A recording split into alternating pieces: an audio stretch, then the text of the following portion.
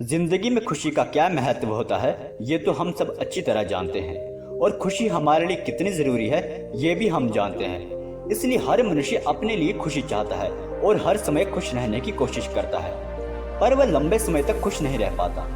मनुष्य अपने लिए तो खुशी चाहता है पर वह दूसरे लोगों को कभी खुश नहीं देख सकता, इसलिए वह दूसरे लोगों को हमेशा दुखी ही रखता है, उन्हें दुख ही प्रदान करता है। इस वजह से वह स्वयं भी खुश नहीं रह पाता।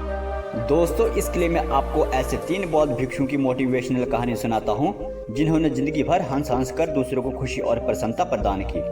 उन 3 बौद्ध भिक्षुओं ने जिंदगी भर दूसरों को हंसा हंसा कर खुशी प्रदान की और दुनिया को अनमोल ज्ञान बांट गए। बहुत समय पहले की बात है, चाइना में 3 बौद्ध भिक्षु रहा करते थे। उनका नाम किसी को नहीं पता क्योंकि उन्होंने कभी अपने बारे में किसी को कुछ नहीं बताया। चीन में आज भी उन्हें बस 3 हंसते हुए मॉन्क के नाम से जाना जाता है। वे तीनों भिक्षु हमेशा एक साथ रहते।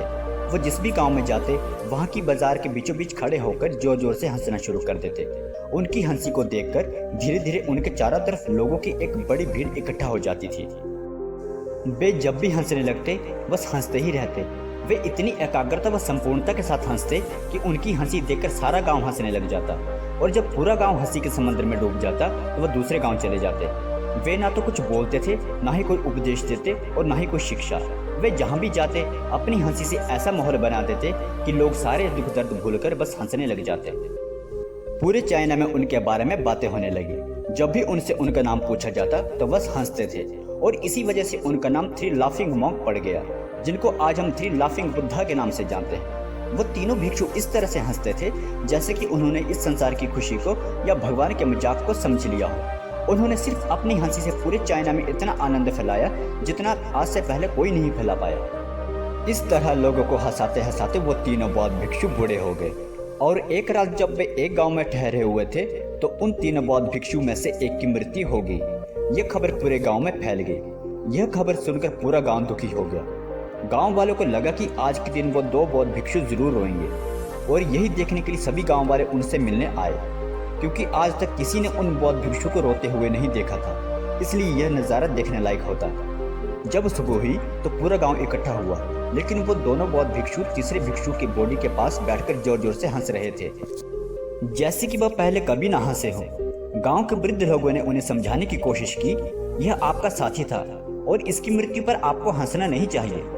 तब पहली बार उन बौद्ध भिक्षु ने आदमी से बात की और कहा, हम इसलिए हंस रहे हैं क्योंकि यह आदमी जीत गया है।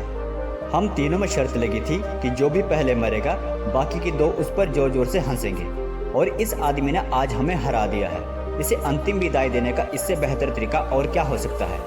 ऐसा कहकर उन्होंने तीसरे भिक्षु को चिता पर लेटा दिया।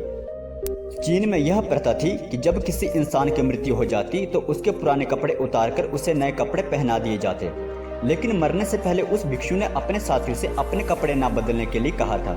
उस मॉन्क ने कहा था कि मुझे स्नान मत करवाना क्योंकि मैं कभी अशुद्ध हुआ ही नहीं। मेरे जीवन में इतनी हंसी आई कि कोई अशुद्धता जमा ही नहीं हो पाई।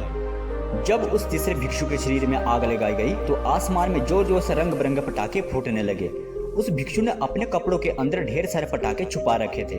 ऐसा नजारा देखकर पूरा गाँव जोर जोर से हंसने लगा, और मरने के बाद भी वो बौद्ध भिक्षु लोगों के चेहरे पर एक मुस्कान देकर गया। दोस्तों, यह कहानी हमको सिखाती है कि हमारे जीवन में दुख तकलीफें तो हमेशा रहती हैं, पर हमें हर परिस्थिति में खुश रहना चाहिए, प्रसन्न रहना चाहिए, और यह खुशी हमें दूसरों में भी बांटनी चाहिए ताकि दूसरों को भी खुशी मिल सके। हर परिस्थिति में खुश रहना सीखो और दूसरों को भी खुशियाँ देना सीखो, और इसके अलावा हंसते रहो और हंसाते रहो। दोस्तों, अगर आप हमारे चैनल पर नए हैं तो हमारे चैनल को कर दीजिए सब्सक्राइब और इसके बेल आइकन को भी ऑन कर दीजिए ताकि मैं नेक्स्ट मोटिवेशनल वीडियो डालूं तो उसका नोटिफिकेशन जल्द ही आप लोगों तक पहुंच सके।